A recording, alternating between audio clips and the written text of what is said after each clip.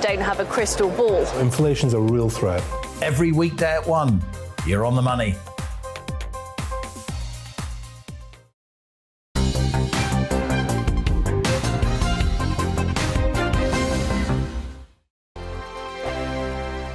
Hello, I'm Michelle Dewberry, and you can join me every weekday 6 till 7 on Jubes and Kerr. Me and my panel will get stuck right into the day's events, and I can tell you, in fact, I can warn you, expect some robust debates, some strong opinions and perspectives from both sides of the fence. It's about you at home as well. I love to read out all of your comments, or at least as many as I can. So join me, Michelle Dewberry, Monday to Friday, 6 till 7 on Jubes and Kerr. On radio, they call it the drive time slot, 4 p.m. until 6 p.m.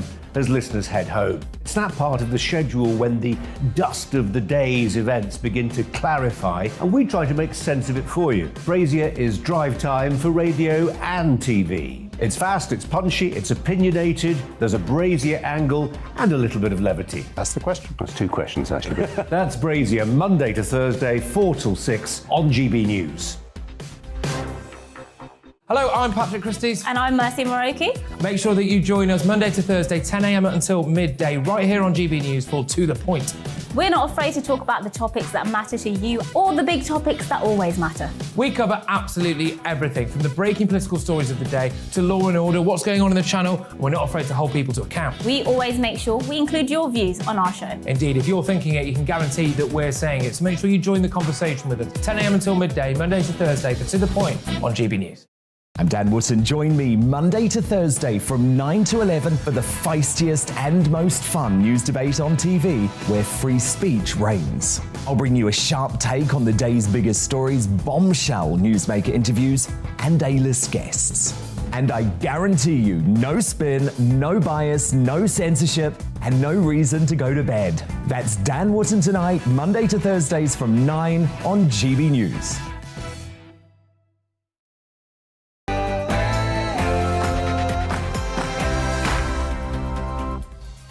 And welcome to Wednesday's edition of On the Money, where we're focused on the UK's cost of living crisis, helping you beat the squeeze.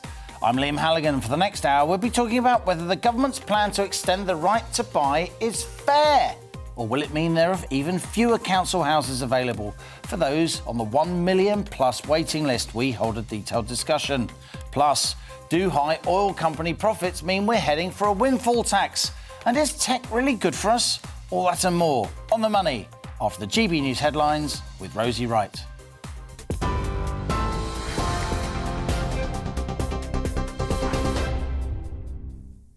Good afternoon, it's 1 o'clock. I'm Rosie Wright, here to keep you up to date on GB News. The Prime Minister has told Ukrainian MPs that their country must and will win the war.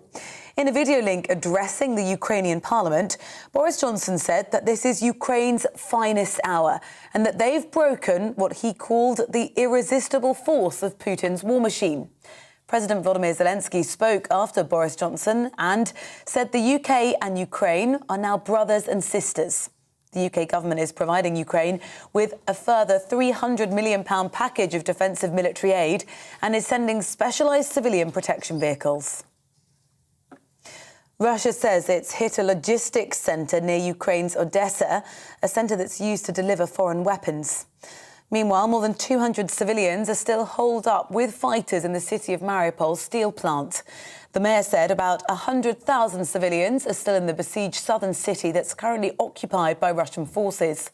Research director at the European Expert Association, Maria Adiva, told GB News the evacuees have a long way to go before reaching safety. These people have not yet arrived to Zaporizhia, a city which is controlled by Ukrainian troops and which is the nearest, closest safe location. So they are still on their way. And the problem is that the territories through which they go on these buses are controlled by Russian troops. The Russian President Vladimir Putin has announced a new wave of retaliatory sanctions against the West. The Kremlin said it's in response to what they're calling unfriendly actions from foreign states and international organisations. According to the decree, Russia will forbid export of products and raw materials to people and entities that it's sanctioned. Well, details of which countries and firms that will be affected by the measures have not been provided. A leaked draft suggests the US Supreme Court will vote to overturn the Roe v. Wade decision that legalized abortion nationwide in America. The document obtained by the US news agency Politico shows that the Supreme Court would be inclined to uphold Mississippi's abortion ban. This is the first time a leak over a potential decision by the Supreme Court has been made public. The legislation changed in 1973 when the US Constitution gave the right to terminate a pregnancy. BP has announced losses of nearly £18.5 billion despite making oil and gas profits of £5 billion in the first 3 months of this year. The loss was caused by BP cutting ties with the Russian oil producer Rosneft due to the war with Ukraine. There have been calls for the government to introduce a windfall tax to help ease the cost of living crisis. BP now says it will invest up to £18 billion into North Sea oil and gas by 2030. Up to 40 activists from climate group Just Stop Oil blockaded an oil terminal in Western Bartonshire this morning. In their first action in Scotland, protesters blocked the entrance of the Nudstar Clydebank facility and climbed on top of tankers. Others entered the terminal sitting on pipes and silos to halt operations. Police Scotland says officers are currently engaging with activists and will protect the rights of people who wish to peacefully protest. The activists are calling for an end to new oil and gas projects. Now, a parade of stars have celebrated American fashion at the annual Met Gala in New York. This year's guests were told to dress in gilded glamour. You're now up to date here on GB News. I'll bring you more as it happens. Now let's head to Liam and On the Money. Hello, I'm Michelle Dewberry and you can join me every weekday 6 till 7 on Jubes and Kerr. Me and my panel will get stuck right into the day's events and I can tell you, in fact, I can warn you, expect some robust debates, some strong opinions and perspectives from both sides of the fence. It's about you at home as well. I love to read out all of your comments, or at least as many as I can. So join me, Michelle Dewberry, Monday to Friday, 6 till 7 on Jubes and Kerr. On radio, they call it the drive time slot, 4 p.m. until 6 p.m. as listeners head home. It's that part of the schedule when the dust of the day's events begin to clarify, and we try to make sense of it for you. Brazier is drive time for radio and TV. It's fast, it's punchy, it's opinionated, there's a Brazier angle and a little bit of levity. That's the question. That's two questions, actually. That's Brazier, Monday to Thursday, 4 till 6 on GB News. Hello, I'm Patrick Christie's. And I'm Mercy Moroki. Make sure that you join us Monday to Thursday, 10 a.m. until midday, right here on GB News for To The Point. We're not afraid to talk about the topics that matter to you or the big topics that always matter. We cover absolutely everything, from the breaking political stories of the day to law and order, what's going on in the channel. We're not afraid to hold people to account. We always make sure we include your views on our show. Indeed, if you're thinking it, you can guarantee that we're saying it. So make sure you join the conversation with us, 10 a.m. until midday, Monday to Thursday for To The Point on GB News. I'm Dan Wootton. Join me Monday to Thursday from 9 to 11 for the feistiest and most fun news debate on TV, where free speech reigns. I'll bring you a sharp take on the day's biggest stories, bombshell newsmaker interviews, and A-list guests. And I guarantee you, no spin, no bias, no censorship, and no reason to go to bed. That's Dan Wootton tonight, Monday to Thursdays from 9 on GB News.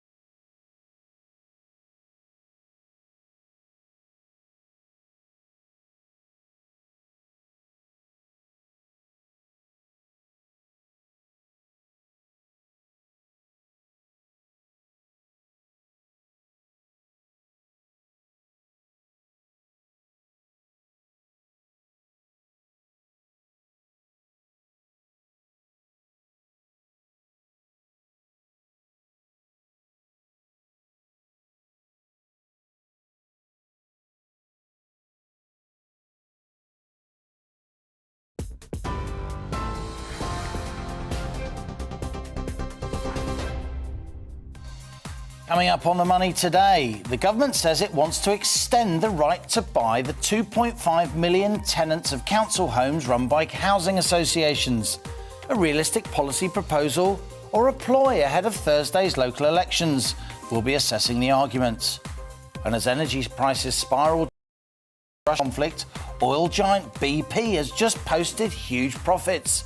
Should we now adopt a windfall tax on those big energy companies, raising money for households struggling to pay their utility bills? Plus, each day on The Money features an in-depth Money Talks interview. Today we meet tech enthusiast Jason Bradbury, former presenter of The Gadget Show.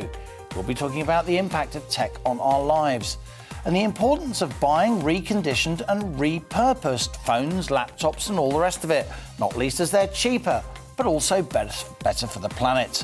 That's Money Talks with TV tech legend Jason Bradbury later in the show. And as ever, I want your questions, opinions, ideas. What do you think of the issues raised in today's On The Money? How do they impact you?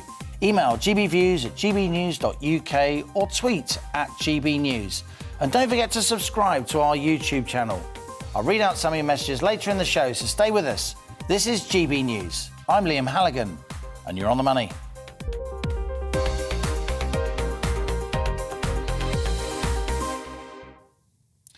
Now, millions of tenants could get the right to buy the homes they rent from housing associations, it emerged over the weekend. Boris Johnson recently asked officials to develop the proposals to help Generation Rent. That's young and sometimes not so young adults trying to get on the housing ownership ladder, perhaps with an eye on upcoming local elections. And that's what those officials came up with. Back in the early 1980s, Margaret Thatcher launched the original Right to Buy scheme, under which more than 2.5 million council homes were sold to tenants at discounted rates. Then Housing Minister Michael Heseltine said no single piece of legislation has enabled the transfer of so much capital wealth from the state to the people. Right to Buy infuriated the left, though, who said the scheme slashed the number of council homes available to people on waiting lists. And it is certainly true that under both Tory and Labour governments, council houses sold were by no means replaced one for one with new subsidised housing for low-income tenants. Back in the 50s, the UK was building an average of around 200,000 council homes each year, and that had fallen to 86,000 in 1979 when Margaret Thatcher became Prime Minister. The number of council homes built each year then plunged throughout the 80s and has remained very small, just a few thousand each year since the 90s under Tory, Labour and coalition governments.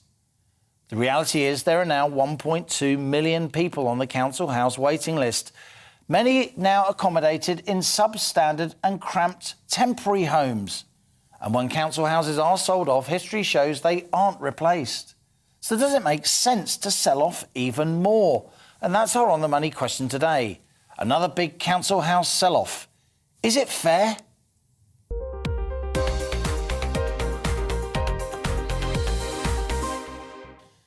As ever here on The Money, grown-up conversations with people who really know their stuff. I'm delighted to welcome Mark Francois, Conservative MP for Rayleigh and Wickford, and himself from a family that bought its own council house back in the day. Rose Grayston is an independent housing consultant and campaigner on Place, and Catherine McBride is a financial analyst and a fellow at the Centre for Brexit Policy. Great to have you with us as ever, Catherine. Rose Grayston, let's go to you first. Why are you so against the idea of people buying their council homes? Surely we want more home ownership. Well, if there actually was a real threat of selling off millions of social homes managed by housing associations under a renewed right to buy, it would be a very bad thing. As you know, Liam, this country desperately needs more social homes, not fewer. Social homes with low rents and secure tenancies provide an affordable alternative to the private rented sector. And building millions more of them is the best chance the government has of extending home ownership to a new generation. Selling off the limited stock of social homes we have left in England would be a disaster. But the real point of the government's right to buy announcement yesterday is that it simply won't and can't work. It is technically flawed as an idea, so it isn't going to happen, in much the same way that it didn't happen the last time a Conservative government promised it in 2015. The original right to buy sold council homes, state assets, but now we're talking about homes owned by housing associations, which are independent charities. The government can't just force independent charities to sell off their assets at a discount. If it did, somebody's going to have to pay for that money. So the original right to buy sold council homes with virtually no construction debt attached to them, but we're now talking about selling off social homes that have been built over the last few decades, which typically have a lot of construction debt attached to them. That's planned to be paid off by the rental income on those assets over coming decades. If we sell off these homes now at a discount, that rental stream will be gone, and we will need to find a new way of paying off that construction debt. So who's going to stamp up? Is it the taxpayer? Marc-Francois, let's turn to you. Rose Grayson's got a long track record of promoting not just social housing, but also housing for private ownership. She was at Shelter for a long time, as you may know, promoting exactly that. Let's just talk about the sale of council homes per se, and we get into the distinction between housing associations and the state, if you like. Tell us what it meant to you and your family when you bought your own council house back in the day. Well, there are three reasons why I think this policy is really good, and partly I reflect on that from my own experience. Firstly, it's aspirational. It's a perfectly natural wish for many families to be able to own their own home. And that was certainly the case in the 1980s when about 2.5 million families, of which mine were one, if you like, took Margaret Thatcher up on the offer. Secondly, this will keep housing associations on their toes. There are good and bad housing associations, but for some of them, like Sanctuary, who operate in my constituency, their maintenance record is appalling. And if people had the option of buying a home and looking after it and doing it up themselves, that would keep those housing associations on their toes. Thirdly, if you want to talk about levelling up and social mobility, this is an archetypal example of that. So there are multiple advantages to the policy. It is true that under the original right to buy, the money that was generated from those sales should have gone to building new social housing. That was in the original Heseltine, Peter Walker legislation. It never happened. No, it is a legitimate criticism. Yeah. What happened was the Treasury got involved and then demanded that councils ring-fence that money and use it to pay down their debts, which is a good thing in one way, but it didn't lead to the re-provision of additional housing. So if you're going to do this time round, we need to learn from that, and we need to use the money that we generate from that to provide housing associations with the resources to build new houses that could go for new people on the waiting list. But the reason the left will hate this, Liam, is because they want to live in a world where people are dependent entirely on the state, and this gives families greater independence and resilience, which is why it's a classically conservative policy and which is why socialists will hate it. Catherine, what do you make of this policy? The whole idea of selling council houses, state-owned or houses managed and owned by charities, housing associations, leased out to the state, if you like, to their tenants. I'm between these two stools, actually, because the fundamental part of a capitalist society is the property rights. And if the government has the right to go to a private company, whether that's a charity supplying housing to the poor, and say you must sell your houses at a 70% discount, you are throwing property rights out the window. And that's the point Rose Grayson was making. Yes, and, you know, a lot of people who bought their original council house became landlords. We've seen this in many cases in the area of London where I live. So as they moved up the property ladder, they leased out their original. And they kept that, and they became proper capitalists, which I'm all for. But so I am absolutely against the government, even the bad ones, being forced to sell their properties. They're their properties, you know. However, there are other ways around this. I'm not sure that the government has any expertise in building housing, so I'm not entirely convinced that the government should be building housing. No, but it can commission houses to be built on its behalf, can't it? Well, it could, but here's another idea. We're already committed to paying people housing benefit, and there are a lot of private landlords out there who buy flats and lend them out to people. And they're often substandard. Benefits. Yeah. So why not let, which I did see in the Telegraph today, Robert Jenrick has suggested this. Former Housing Secretary. Yeah, that they allow people who want to buy their own house to use their housing benefit as part of their income when they go to a bank and get a loan to buy their own house. It's hugely empowering. I absolutely agree that we, should encourage people to buy their own house. I would suggest the biggest problem at the moment is the deposit, which is 20%, which is stupid. I bought a house in London with a 5% deposit. I knew a lot of people previous to me who bought it with a 0% deposit.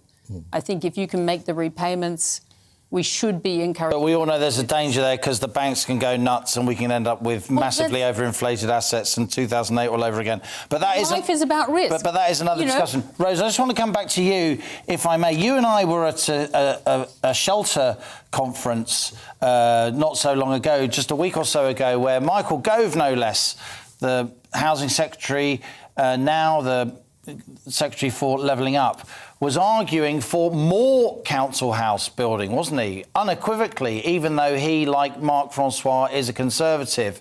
There is a breaking down of this kind of ideological divide, in my view anyway, where the Labour Party wants to build more council houses and the Tory Party doesn't want to build more council houses.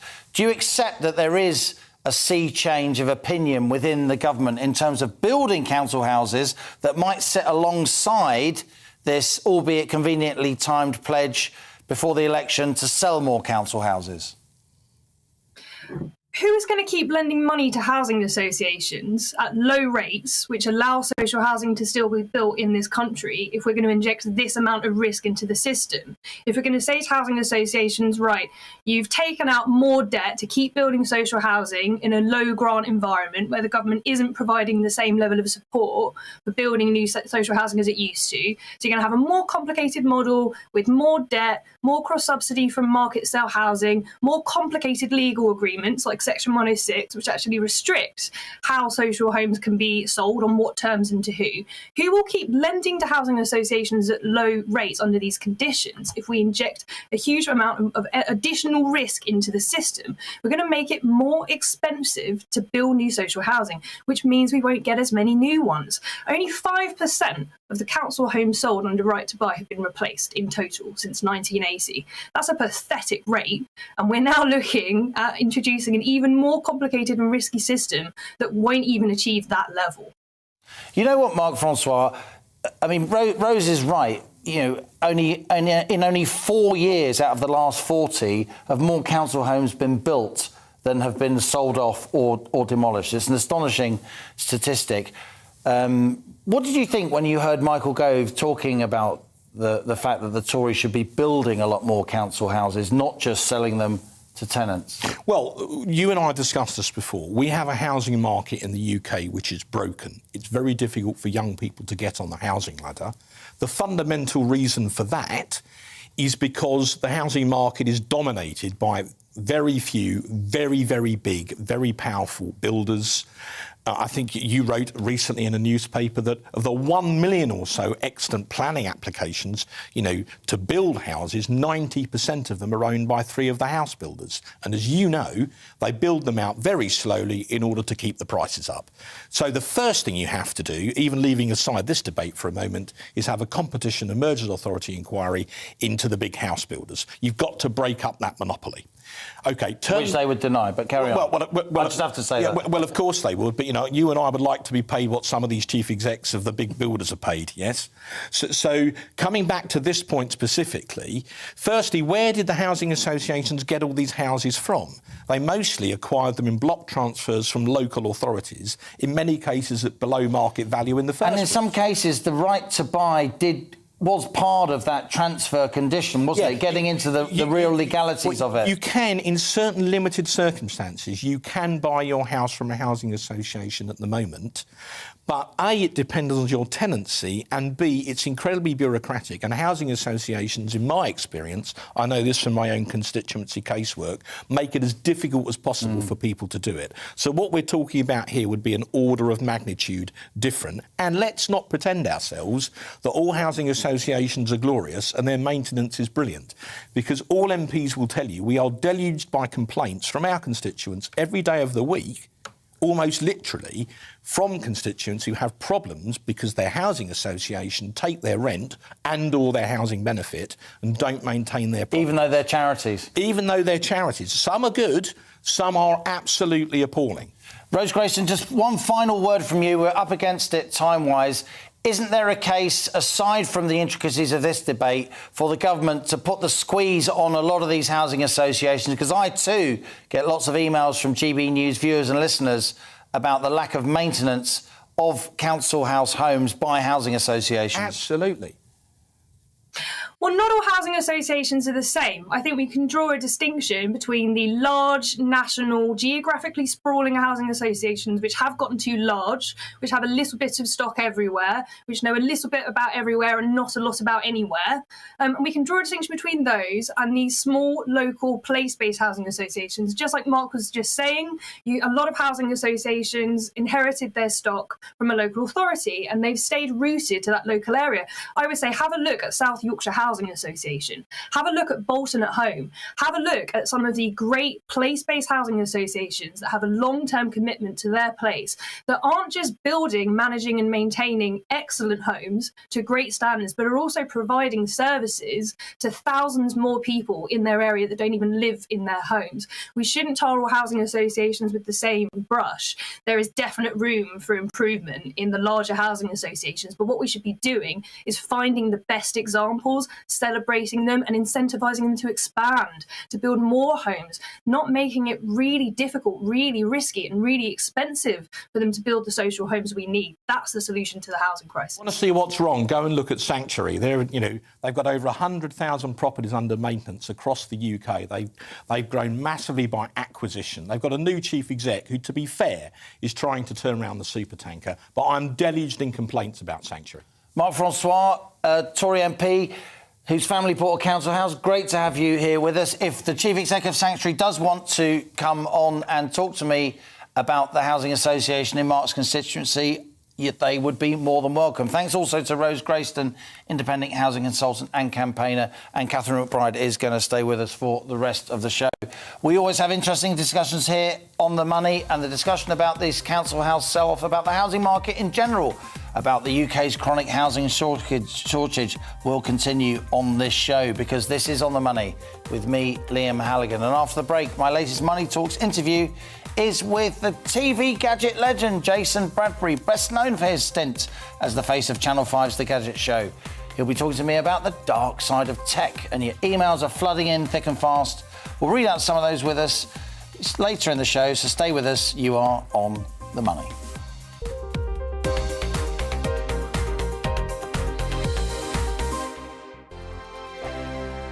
Hello, I'm Michelle Dewberry, and you can join me every weekday 6 till 7 on Jubes and Kerr. Me and my panel will get stuck right into the day's events, and I can tell you, in fact, I can warn you, expect some robust debate, some strong opinions and perspectives from both sides of the fence. It's about you at home as well. I love to read out all of your comments, or at least as many as I can. So join me, Michelle Dewberry, Monday to Friday, 6 till 7 on Jubes and Kerr. On radio, they call it the drive time slot, 4 p.m. until 6 p.m. as listeners head home. It's that part of the schedule when the dust of the day's events begin to clarify, and we try to make sense of it for you. Brazier is drive time for radio and TV. It's fast, it's punchy, it's opinionated, there's a Brazier angle and a little bit of levity. That's the question. That's two questions, actually. That's Brazier, Monday to Thursday, 4 till 6 on GB News. Hello, I'm Patrick Christie's. And I'm Mercy Moroki. Make sure that you join us Monday to Thursday, 10 a.m. until midday, right here on GB News for To The Point. We're not afraid to talk about the topics that matter to you, or the big topics that always matter. We cover absolutely everything, from the breaking political stories of the day to law and order, what's going on in the channel. We're not afraid to hold people to account. We always make sure we include your views on our show. Indeed, if you're thinking it, you can guarantee that we're saying it. So make sure you join the conversation with us, 10 a.m. until midday, Monday to Thursday, for To The Point on GB News. I'm Dan Wootton. Join me Monday to Thursday from 9 to 11 for the feistiest and most fun news debate on TV, where free speech reigns. I'll bring you a sharp take on the day's biggest stories, bombshell newsmaker interviews, and A-list guests. And I guarantee you, no spin, no bias, no censorship, and no reason to go to bed. That's Dan Wootton Tonight, Monday to Thursdays from 9 on GB News.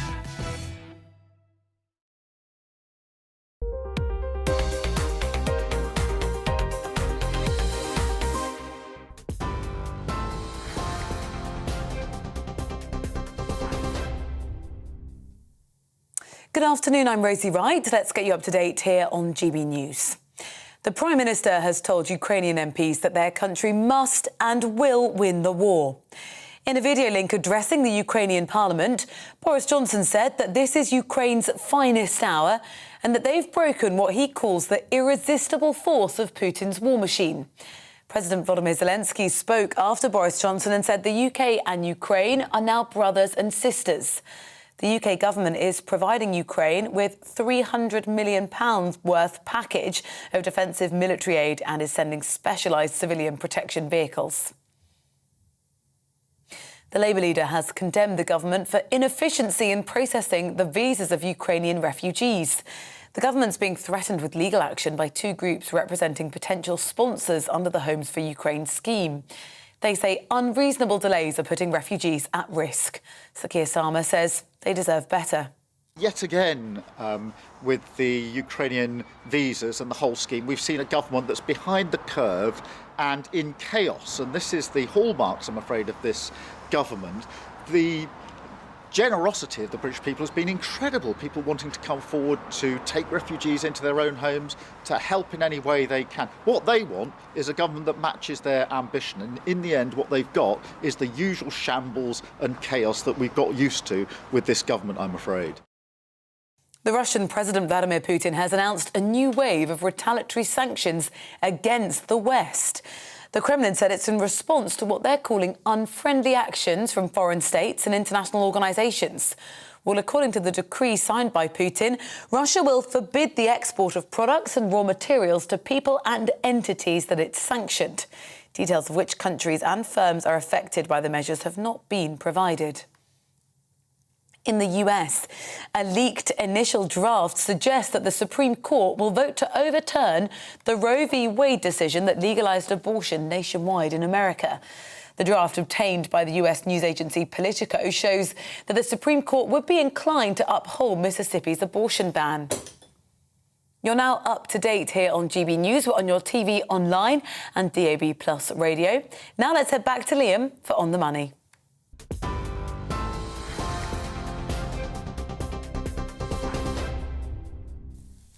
Welcome back. You're watching On the Money with me, Liam Halligan. It's time now for my daily interview series, Money Talks.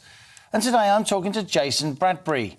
Now, if you're into gadgets, you'll most likely recognise Jason from his 12 years presenting The Gadget Show after it launched in 2004. From a DIY hoverboard to a mind-reading device, The Gadget Show featured state-of-the-art tech. But of course, technology's developed a lot since then. Back in the early 2000s, mobiles barely managed a pixelated photo. Now they capture film.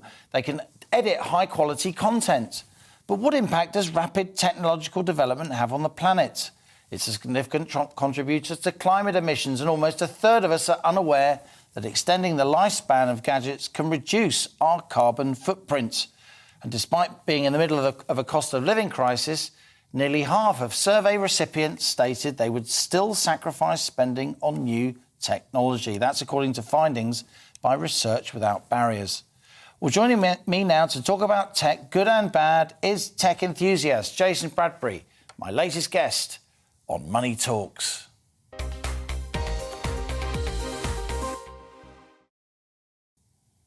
Jason, great to have you with me here on the show, my latest Money Talks guest.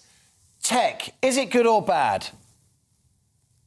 Wow, that's a really interesting question. Can I just say that is possibly the best researched introduction I've ever seen. I commend you, Liam. It was we do try. Extraordinarily detailed. You've painted quite a picture there. Is it good or bad? Well, of course not. It's not sort of.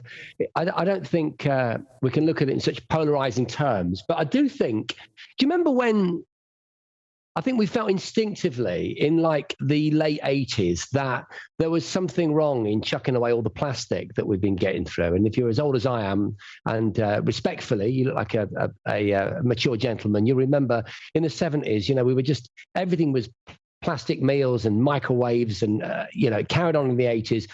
And slowly we were being educated that maybe this was having an environmental impact, that maybe we couldn't just keep producing everything all the time without thinking possibly about the impact it has. And I know that many of your viewers will have different positions on this, but I think it's fair to say that in general terms, the majority of opinion is, you know, and certainly the legislation that we've all signed up to would seem to agree that we need to make a bit more of an effort, right? So we were educated around recycling, and most people now, it's part of their daily lives. I've got 3 kids, and woe betide me if I don't, you know, sort the plastic out from the cardboard. My daughter will be right on my back. So what's happening here is a similar game change, I think, a similar reframing, if you like, around the impact of technology. So can I give you an example? Most people in the survey that you just referred to, understand that air travel has a big impact on global carbon emissions. So it's about 3% of global carbon emissions. So it's a significant proportion.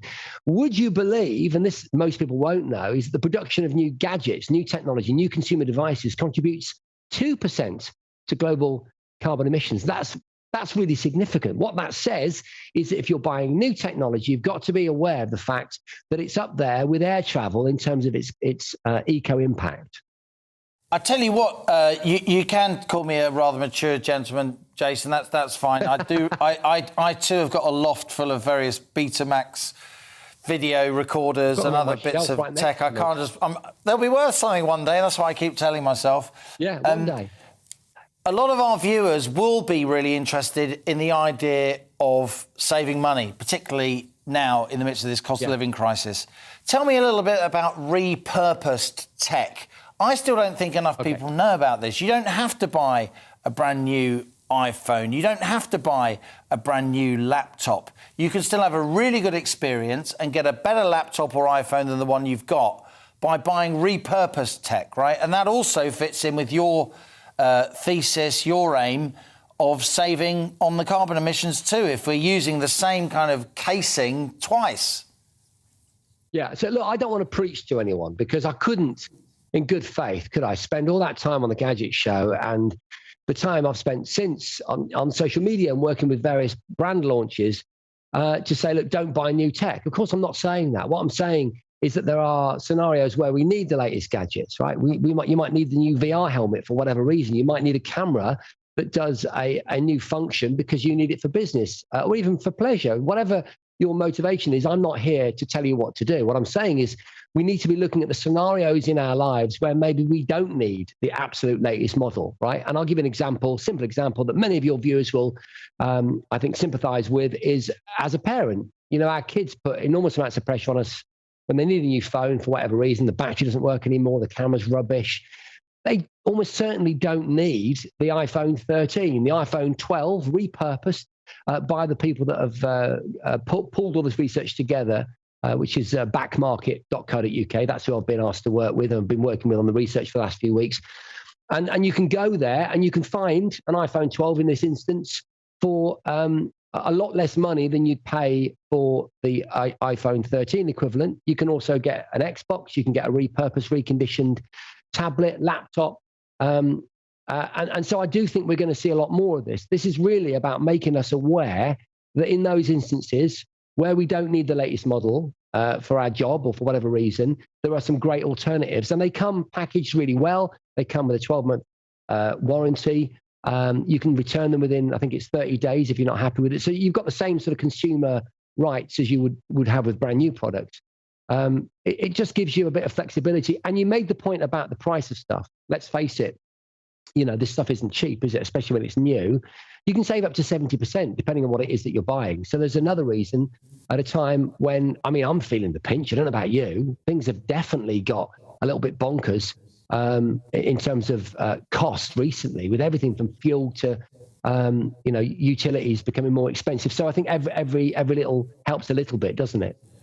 Things certainly have got really tough in terms of cost of living, Jason, and you and I will know from our vast life experience, crikey, more than a century between us, I'm chancing my arm there, of experience, that when the economy changes, culture changes, social mores change, don't they? I think in many ways pop music gets a lot better in the middle of a recession. That's another discussion. But, you know, my kids, for instance, now when the cost of living crisis is hitting, second-hand clothes are becoming a lot cooler. And, of course, they're cheaper.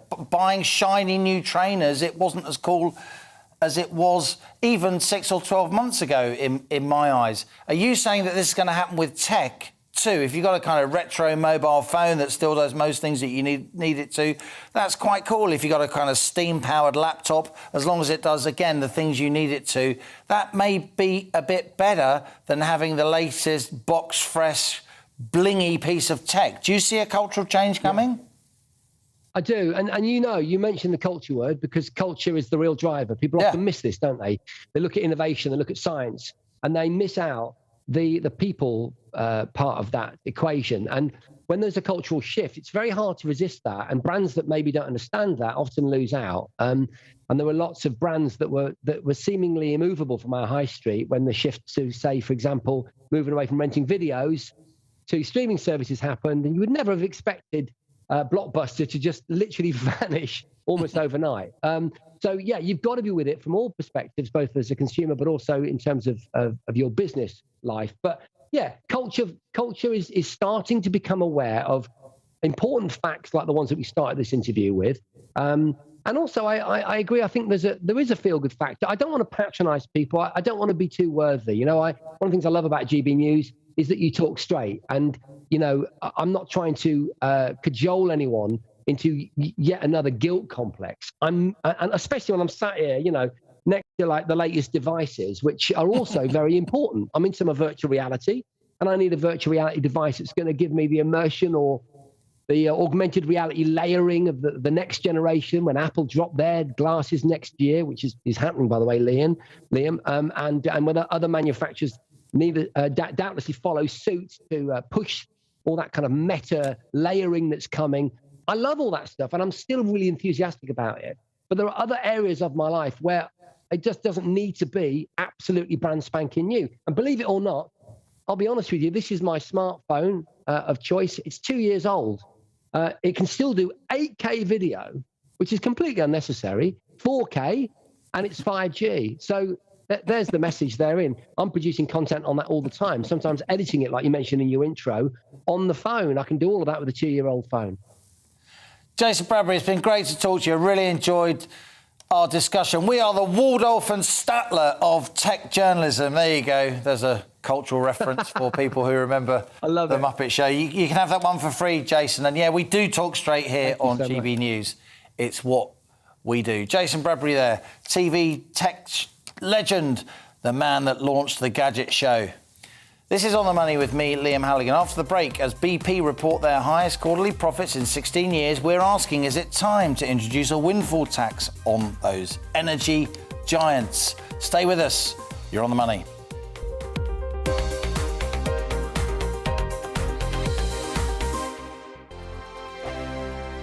Hello, I'm Michelle Dewberry, and you can join me every weekday 6 till 7 on Jubes and Kerr. Me and my panel will get stuck right into the day's events, and I can tell you, in fact, I can warn you, expect some robust debates, some strong opinions and perspectives from both sides of the fence. It's about you at home as well. I love to read out all of your comments, or at least as many as I can. So join me, Michelle Dewberry, Monday to Friday, 6 till 7 on Jubes and Kerr.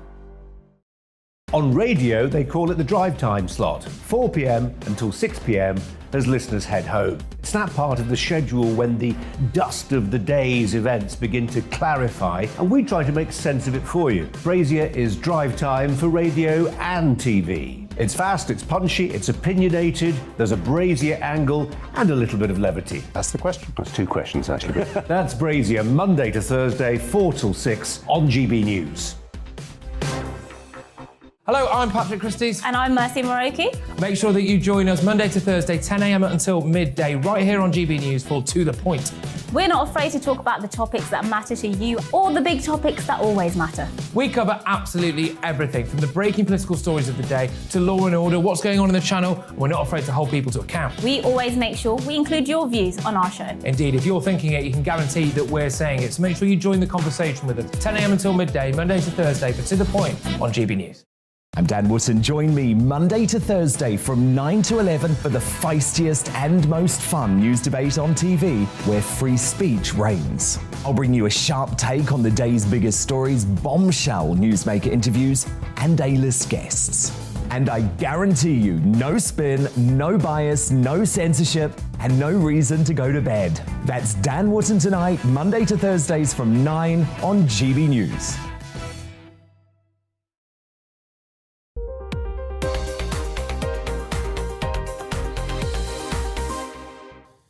Welcome back. You're on the money with me, Liam Halligan. It's 1:42 on GB News TV, DAB plus digital radio and online. Now, as energy prices soar and families struggle to make ends meet, many are angered to hear that energy giant BP is cashing in on the crisis, having doubled its profits in the first 3 months of 2022 to a whopping £5 billion.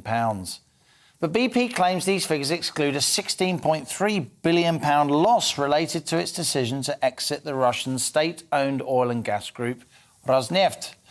Irrespective of this, these huge quarterly profits, the highest since 2008, have renewed calls for a one-off windfall tax on energy companies to help with household bills. For this discussion, I'm thrilled to be joined by Ross Dornan, Market Intelligence Manager, Offshore Energies UK, and indeed Michael Jacobs. He's back, friend of the show, Professor of Political Economy at Sheffield University and a former advisor to Prime Minister Gordon Brown. And still with me, Catherine McBride, Fellow at the Centre of Brexit Policy. Great to have you all with us. Ross, let's go to you first. We've had this discussion before. These are big numbers from BP. They've tried to sort of, muddy the waters a little bit by saying, the Rosneft disinvestment, which hasn't happened yet, of course, putting that on the balance sheet. But these are still very, very big profits. Is it not time for a one-off windfall tax on these energy giants? Hi, thanks, Liam. Good to be with you again on the show. It's really important to recognise that this is a hugely difficult time for everybody right the way across society, with the energy price hike that we're seeing being driven by the awful events in Eastern Europe and the Russian invasion of Ukraine. What I have to emphasise, though, is our industry is making an active contribution to the UK in a number of ways, and it's really important to break them down and recognise, well, that there's no easy, quick fix solutions to the massive challenges that we're facing. Our industry is contributing significant amounts in tax at the moment. Currently, it's paying about £20 million per day in taxes from the production of oil and gas from the UK. And over the next 5 years, it's expected to pay about £23 billion in taxes. And if we were to break that down further, that's more than double the amount of tax that our industry was expected to pay by the Office of Budget Responsibility just 6 months ago in their October update. So we are seeing significant tax revenues flow to the UK Treasury from our sector. They are increasing as company profits increase, and it's for the government to decide how they direct those taxes in the best way to support energy consumers across the UK. It's really important, though, to recognise other ways in which our industry is contributing to this challenge in the longer term. We are, as a sector, investing hundreds of billions of pounds in the lower carbon and more sustainable energy system of the future. It's companies like BP and like Shell who are really at the heart of this now and will be in the future as well. BP, for example, outlining how they're going to spend £18 billion in our energy system through to 2030, and Shell outlining how they're going to be spending £25 billion in the energy system over the coming decade. That's more than these companies are making from their UK profits, given that the profits from the proportion of their global businesses here in the UK. And it's also the investments coming from companies transitioning from the oil and gas sector into the lower carbon energy systems the investments coming from these companies far exceeds and dwarfs the amount of money that we're talking about in potential windfall taxes. So it's really important that the government continues to work with our sector in order to make sure that we bring that investment to the UK, because in the long term, it's good for jobs, it's good for energy security, good for our economy, and it's good for bringing more taxes through the current regime as well.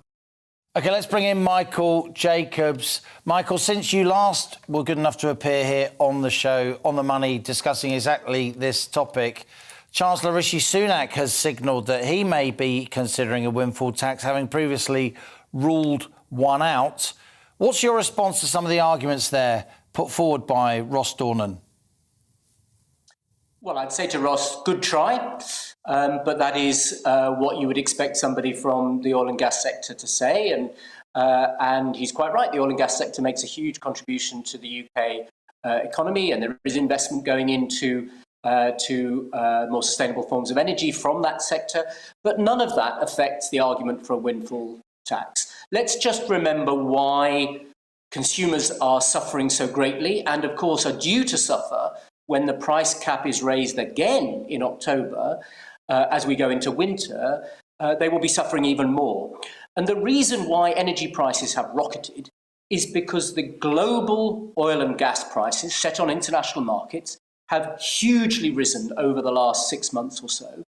And that means that energy suppliers are having to pay much more for their energy, so they are charging much more to consumers. That's why we've all seen much higher bills, and as I say, bills are going to go higher still.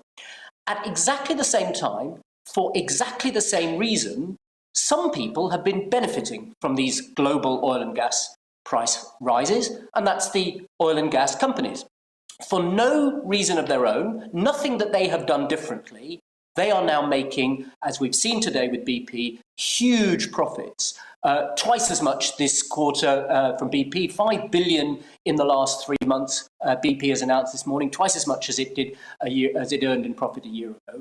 Nothing they've done. There is no reason for this except that the oil and gas price globally has increased, which means that they've been able to increase their prices, and that's why they're making such record profits. Now, to any rational person, when the government is under such pressure to help ordinary consumers, particularly low-income consumers, with their bills, the obvious place to get the money from is the people who benefited from this.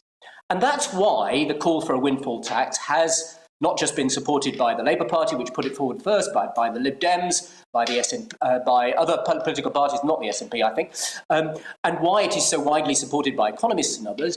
It is because there is an obvious place to help to get the money to support consumers with, and it's with the people who've benefited from those exact same gas and oil prices which have caused the price increases that we're all feeling. So a windfall tax is a very, very rational economic policy, and it doesn't surprise me that Rishi Sunak has, unlike what he was saying a few weeks ago, has in his most recent statements refused to rule it out, because even though the Conservative government, Boris Johnson, has apparently said today that he wouldn't support it, it is the obvious way of helping consumers at this time.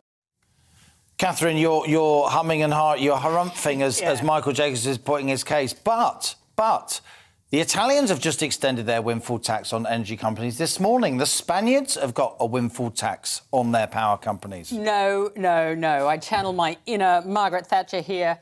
That's not right, OK? I read it in the FT, it must be right. No, this oil price rise didn't come out of nowhere. This is something that's been going on for the last 3 or 4 years. We've had all sorts of governments doing all sorts of stupid things, including our own. They didn't extend the Jackdaw site, for instance, which is a big gas reserve off the North Sea. They haven't allowed us to frack. We have a whole lot of oil here and gas here that we could be exploiting, and we're not. We had... Isn't that a separate argument, though? No, Isn't that a separate argument? Why do you think suddenly one thing goes wrong, the Russians invade Ukraine, oil goes up because it's a perfect storm? Last year in COP26, Mark Carney, who used to be the Bank of England governor, stands up and says we are going to starve the oil industry of funds. He actually used that word, starve. OK, a lot of water's gone under the bridge. COP26, October, November, No, he raised $130 trillion to try and wipe the oil people industry are out. now having to choose between heating and eating. Yes, because our government they stopped allowing people to find more oil reserves. The US stopped the XL pipeline. Is there not? They stopped fracking on government is there land. not, at the very least, a PR problem when BP are doing share buybacks? You know what that means. Let me just explain to viewers and listeners who aren't across this stuff. So they're using these profits to buy back their own shares to bolster the share price, so their executives get much bigger bonuses. And they're paying dividends to shareholders at a time when people's utility bills have gone up by 54%. And guess what? That 54% increase in utility bills in April was decided in February before Russia-Ukraine. Yeah. So there's going to be much bigger rises in October. In the end, whatever the arguments, don't they all go out the window? We have to deal with what is politically sustainable here. Is it politically sustainable to not do a windfall tax? Is it politically sustainable to not allow people who, our whole industry, our whole economy runs on oil and gas and carbon-based fuel? Yeah. And so we have to allow those companies to keep finding it and keep producing it, and to try and cut off all of their investment. Of course, their government, their executive is going to buy back their shares because they can't go out and invest it anywhere. They're investing in Russia because they could. They're not investing. Well, they're getting more North Sea licences now, aren't they? Well, now they are, but were they last year? Let's go back to Michael. Michael, this is a really good discussion. Catherine's put her point of view forward. In the end, won't this curtail investment if the government can do... It's not retrospective taxation. You and I have had this discussion before. I agree with you. But unexpected taxation on profits that they've made. They didn't expect additional taxation. Isn't there a property rights issue there? Isn't there a curtailing of investment issue at a time when we're trying to boost our energy security? Well, let's not ask me about BP's investment plans. Let's ask BP's chief executive, Bernard Looney. So he was asked by a reporter from The Times, Emily Gosden, this morning, which of your $18 billion worth of investment plans that you've also outlined today alongside your record profits would you cut if there was a windfall tax? So the specific question that has, the specific point that's just been made, which is that BP and other oil companies will cut their investment if there is a windfall tax, which is also what the government has said. Boris Johnson said that this morning. So he was asked, which of your investment plans would you cut if there was a windfall tax? And he said, none. None. The investment plans that BP have are not dependent on these excess profits that they've earned over the last year. These are things which they've had in the pipeline and which are being paid for out of the normal profits that we would expect BP and other oil and gas companies to get in a normal year. What they've had over the last year, Bernard Looney himself described the last 6 months' worth of price increases on the global market as a form of cash machine for his company. These are unexpected, unearned, and they are not going to use them for investment. The question of share buybacks is, of course, a very interesting one. As you say, Liam, what BP has said it's going to do with 60% of these profits, 60% of it, is to buy back their own shares. And the reason that companies buy back their own shares is they can't think of profitable investments to make with that money. So they're saying, we need to buy back our shares because we haven't got things to invest in. Now, it is absolutely true that it is harder to invest in oil and gas at the moment, and that's because of climate change. Michael, we are going to have to leave it there, I'm afraid. We're hard up investing in the green future. That's what they'd be doing with the money. Michael, it's a fabulous discussion. We're hard up against the top of the hour. Michael Jacobs, former advisor to Prime Minister Gordon Brown. Ross Doonan, of course, of Offshore Energies UK. Thanks so much for your contribution. And Catherine McBride, Centre for Brexit Policy. We will come back to this discussion. I have to say that BP Chief Executive Bernard Looney has said he understands that many households are, quotes, really, really struggling, and BP's role is to return cash to shareholders, he says, including millions of UK pensioners, and pay its taxes and invest in the UK energy system. We also invited BP to come on our show today. They are always welcome. That's all we've got time for today. Thanks for joining me. We'll be back tomorrow. This is GB News. I'm Liam Halligan, and that was On the Money. Hello, I'm Aidan McGivern from the Met Office. Another generally cloudy day today with some rain or showers, but brighter skies will make their way through for southern areas at least, with a few sunny spells, although that could just spark a few more showers. Weather fronts coming along later to give more general cloud and rain, but ahead of those fronts, well, it's a gloomy picture, particularly for central and northern parts of the UK. A lot of low cloud covering the hills of Wales, northern England, Scotland, and some outbreaks of mainly light rain and drizzle in these parts. Further south, though, some brighter spells emerging, especially southwest England, South Wales. However, some heavy showers also starting to develop as the afternoon progresses. 17 for Cardiff, for Southampton, but cooler for the east coast, 11 to 13 here. And we keep the generally cloudy skies overnight. Any heavy showers tend to disappear for a time before outbreaks of sporadic rain push into Northern Ireland and then spread into Scotland, northern and eventually central England, as well as parts of Wales. But there'll be some dry spells in between the rain, and temperatures won't fall far because of the extent of the clouds, so 9 or 10 degrees as we start off Wednesday. Nevertheless, a gloomy start, those outbreaks of rain trundling across the country, spilling into southeastern parts as the morning goes on. Then the skies brighten, the cloud lifts and bubbles up, and we'll see further heavy showers developing. This time the focus for heavy showers will be the Midlands into eastern and southeastern England. Brighter and drier further west, and warmer for all of us. I think 19 for London there, 16 for parts of Glasgow into Newcastle as well. Heavy showers continue to spill southeastwards during Wednesday night, and then clear spells for many as we end the night. And actually Thursday looks like a mostly fine day. There will be some cloud and outbreaks of rain in the far north, but otherwise sunnier further south and warmer.